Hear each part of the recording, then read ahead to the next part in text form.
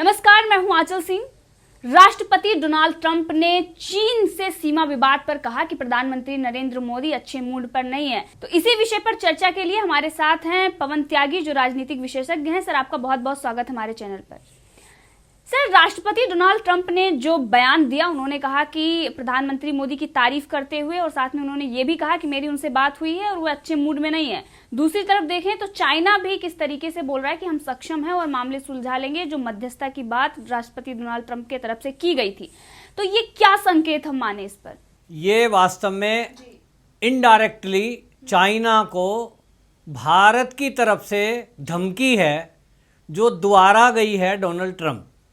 ऐसा समझ लीजिए, यदि मान लीजिए आप और हम यहाँ बैठे हैं और कोई थर्ड पर्सन कहे भाई आंचल सिंह को मत छेड़ना, उससे बात मत करना, बहुत गुस्से में रिवॉल्वर लेके बैठी है, तो चाहे आप लेके बैठे हो या नहीं बैठे हो, लेकिन अगर कोई ऐसा मैसेज दे आपके दुश्मन को, तो उसने बगैर आपके वहाँ जाए कुछ करे ही उसको आधा डरा दिया कि भाई हाथ में गन है, गोली मारने को तैयार है। ठीक इसी तरह डोनाल्ड ट्रंप इस समय भारत के साथ खड़े हैं। उनका जो भी ट्वीट आ रहा है, जो भी मैसेज आ रहा है, डे फर्स्ट से आप देखिए, जब से ये कोरोना का टाइम चला है तब से उनका जो संदेश है वो स्पष्ट है कि वो चाइना को सबक सिखाने के मूड में है, खुद अमेरिका। और इसी बीच में अगर चीन ने कुछ हरकत भारत के साथ करनी शुरू की तो तुरंत डोनाल्ड ट्रंप ने ट्वीट किया था कि हम पहले तो इसके पहले भी उन्होंने कहा कि ये जो हरकत कर रहा है चाइना, इसको भारत हल्के में ना ले। यहां से शुरू हुआ विदेश मंत्रालय की तरफ से। और डोनाल्ड ट्रंप ने तुरंत जो बीच में मध्यस्थता करने की भी जो बात की, वो भी केवल इसीलिए कही कि ताकि एक मैसेज चाइना को देना चाह रहे हैं कि कहीं ना हम भारत के साथ हैं।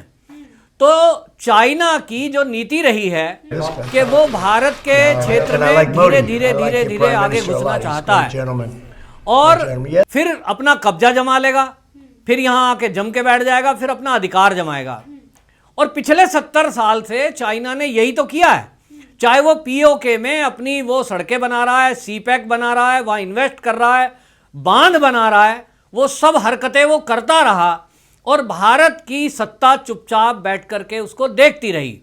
लेकिन ऐसा पहली बार हो रहा है कि अब भारत की सत्ता चुप नहीं है और जो भी चाइना की हरकत है उसका मुंहतोड़ जवाब देती है। इसीलिए आपने देखा कि जब अरुणाचल प्रदेश के क्षेत्र में कुछ हरकत हुई तो भारतीय सेना ने तुरंत उसका मुकाबला किया। वहां चाहे धक्का मुक्की हुई, चाहे कुछ भी हुआ, लेकिन उनको वापस जाना पड़ा। इसी तरह अब ये लद्दाख क्षेत्र में ये सोच रहा है, क्योंकि इस समय कोरोना का टाइम है, उसके 2-3 रीजन है। कोरोना के टाइम में पूरी दुनिया इस समय चाइना को घेर रही है और वो चाइना को ही कह रहे हैं कि दोषी आप ही हैं और चाइना के खिलाफ लामबंद हो रहे हैं। इसी में आप देखिए बहुत सारी कंपनियों ने भारत का रुख शुरू कर दिया है। यूपी के आगरा में एक प्लांट लग भी चुका है। 300 कंपनियां भारत में आने को तैयार हैं, जिसमें इलेक्ट्रॉनिक कंपनी हैं, कुछ ऑटो पार्ट्स बनाती हैं, कुछ चमड़े का काम करती हैं, ऐसा आने को तैयार हैं। अब इसी से चाइना बौखला गया कि ये तो तेरा सारा उद्योग चौपट हो जाएगा। कुछ प्रतिबंध अगर बाहर से लग गया और उद्योग धंधा यहां से उठ के और भारत में शिफ्ट हो गया तो फिर तुम्हारे पास क्या बचेगा। इसी बौखलाहट में उसने केवल ये मुद्दे को डाइवर्ट करने के लिए अपनी सेना का जमावड़ा ये लद्दाख क्षेत्र में बढ़ाया है। और उनके यहाँ एक नीति भी है, ऐसा कहते हैं ईसा से 500 वर्ष पूर्व एक फौजी थे वहाँ के, जनरल सुन जू, उन्होंने किताब लिखी थी द आर्ट फॉर वॉर।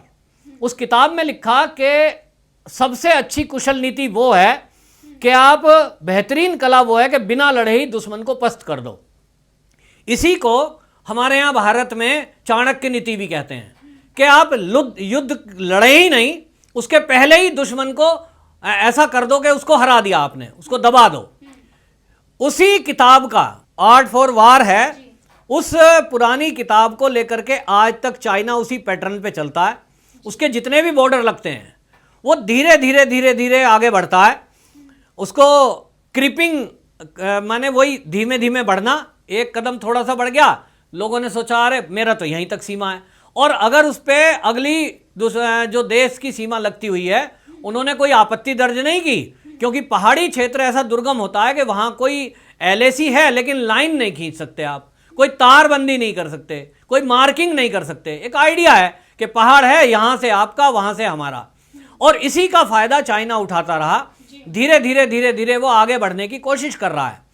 लेकिन अब जो भारत है इस समय 2014 के बाद स्पेशली जब से मोदी सरकार आई है, उन्होंने हमारी सेनाओं को खुली छुट्टी दी है कि जब भी कभी पड़ोसी मुल्कों से इस तरह की कोई हरकत हो कि वो हमारी सीमा में घुसने की कोशिश करें तो उसको उसकी सीमा में खदेड़ दिया जाए वापसी। अभी भी ये जो कोशिश कर रहा है चाइना, इसकी यही कोशिश थी कि लद्दाख एरिया में ये घुसपैठ कर रहा है। असली लद्दाख एरिया नहीं है, असली मुद्दा है पीओके। वो पीओके जिसको लेने के लिए भारत की पूरी तैयारी लगभग हो चुकी है। भारत सरकार कह चुकी है पीओके हमारा खाली करें। वहां असल में उसका इन्वेस्टमेंट हो चुका है, अरबों खरबों रुपए अमेरिकी डॉलर का वो इन्वेस्टमेंट कर चुका है। वहां सीपैक तैयार हो गया है। और आपको बताऊं कि चाइना के लिए वो सड़क बहुत सामरिक है, क्योंकि अभी तक क्या है कि वो जो ग्वादर पोर्ट है वहां से शिप के द्वारा उसका सारा सामान वो चाइना में जाता है, तो उसको बड़ी लंबी दूरी एक तय करनी पड़ती है समुद्र में। अगर ये सीपैक पूरा बन गया तो वो पीओके से होते हुए सड़क मार्ग से लगभग 350 किलोमीटर में वो जाएगा सड़क से, और उसने लगभग 10 मीटर चौड़ी, आप समझिए 10 मीटर चौड़ी वो सड़क बनाई है, जिसको वो अभी 30 मीटर करने जा रहा है। माने आप समझ लीजिए उस पर हवाई जहाज भी उतारे जा सकते हैं। आज की डेट में उसके हैवी ट्रक्स वहां से गुजरते हैं। तो उसकी प्लानिंग ये है कि जितना भी समुद्र में ग्वादर पोर्ट पर सामान उतरेगा वो उसको पीओके से होते हुए इजीली पाकिस्तान के रास्ते चाइना में ले जा सकता है। तो उसका जो इन्वेस्टमेंट है वो जीरो हो जाएगा, क्योंकि अगर पीओके भारत ने खाली करा लिया, क्योंकि जो भारत का है वो खाली कराने को कह चुका है, तो असली दर्द उसका है पीओके। क्योंकि पीओके को तो वो मान रहा था कि पाकिस्तान ने गिफ्ट कर दिया है और अब ये तुम्हारा है, इसमें जो भी एक्टिविटी करो, इसीलिए वो इन्वेस्टमेंट पे इन्वेस्टमेंट कर रहा है। पाकिस्तान की सेना से वो समझौते कर रहा है और इसीलिए बांध भी बन रहा है वहां। तो ये सब जो चाइना ने किया उसके जिसको कहते हैं किए कराए पर पानी फेरना, भारत सरकार ने उसके किए कराए पर पानी फेर दिया, ये कहकर पीओके हमें चाहिए। अक्साई चीन का जहां तक मुद्दा है, वो वॉर में जीता हुआ है, एक तरह से वॉर में उसने दबाया, लेकिन उसको भारत सरकार कह चुकी है कि यह भी भारत का हिस्सा है, अवैध रूप से आपका कब्जा है, इसको भी खाली करना है आपको। तो ये बौखलाहट उस वजह से है, उसको वो दबाव की नीति में चल रहा है कि बिना लड़ाई लड़े कैसे भारत से मैं अपने कुछ समझौते करा लूं। उन समझौतों में जहां तक मेरा आइडिया कहता है कि वो कुछ समझौतों में एक तो जो चाइनीज कंपनियां, मतलब जो चाइना में इस समय हैं अलग देशों की, वो चाइना को छोड़कर जो भारत में शिफ्ट होने की कोशिश में हैं, जिसके लिए भारत सरकार ने रूल रेगुलेशन भी चेंज किए हैं, वो ये चाह रहा है कि ये कंपनियां शिफ्ट ना हो। भारत सरकार इनके लिए जो रेड कारपेट बिछा रही है वो इसको बंद करे और उसका इन्वेस्टमेंट रुक जाए किसी तरह। एक तो वो ये करना चाहता है। नंबर 2, जितनी सीमा विवाद हैं वो उन सारी सीमा विवादों में ये चाहता है कि कहीं कोई समझौता हो जाए और किन्हीं भाग में किसी एरिया में जहां उनका कब्जा है कोई एक एरिया छोड़ दें तो दूसरे पे उसका कब्जा काबिज रहे। इस तरह से वो नीति बनाकर चल रहा है कि कहीं समझौते में कुछ उसका फायदा हो जाए, क्योंकि भारत ने जैसा कहा है कि चाइना ने जो भी कब्जा किया हुआ है वो सारा क्षेत्र उसको छोड़ना पड़ेगा। तो वो सारा तो छोड़ने के मूड में नहीं है, इसीलिए वो कहता है कुछ मिल जाए। अब पीओके उसे छोड़ना है, तो इसलिए वो लद्दाख में अपना एरिया जमाए बैठा है कि कम से कम वहां जो पेंगोंग झील है और वहां जो वो यूरेनियम वाला एरिया है सारा, वो उस एरिया को कब्जाना चाहता है, क्योंकि वो भी बहुत महत्वपूर्ण है। वहां गोल्ड है, वहां सिल्वर है, वहां वो यूरेनियम जो वहां मिल रहा है, मेन चीज तो परमाणु बम बनाने के लिए, वो उसको छोड़ना नहीं चाहता।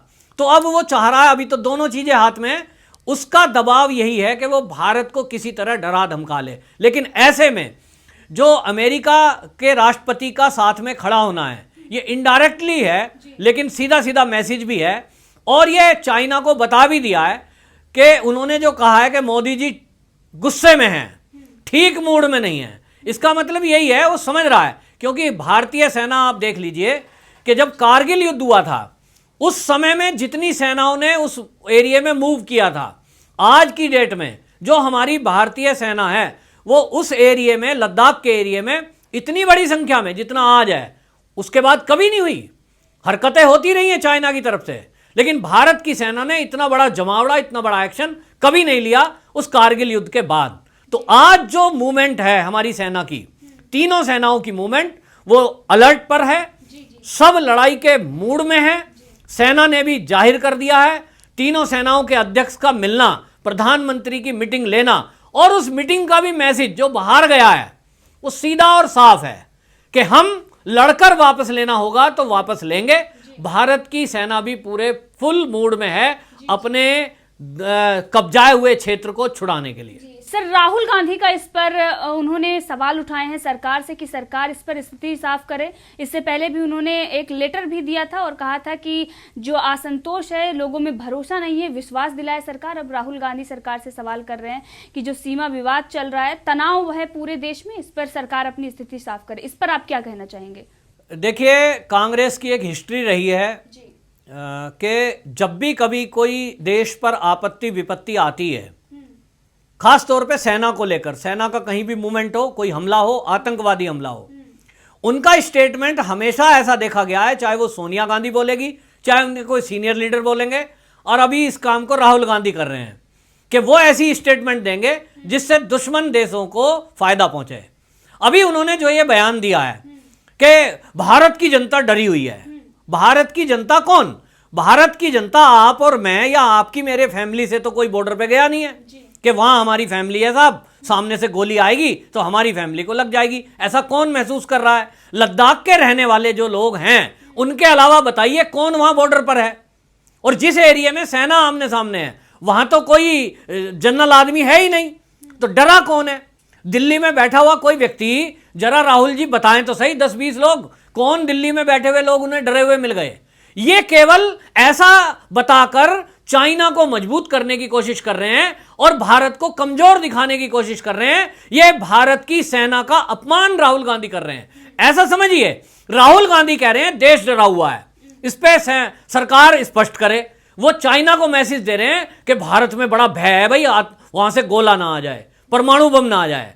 और दूसरी तरफ आप देखिए क्या बयान होना चाहिए।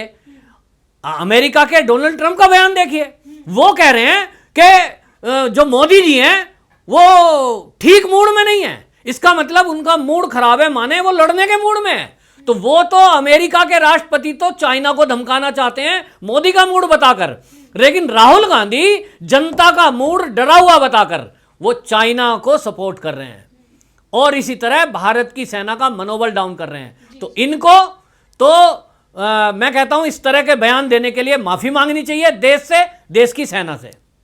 जी, आपका बहुत बहुत धन्यवाद हमसे जुड़ने के लिए।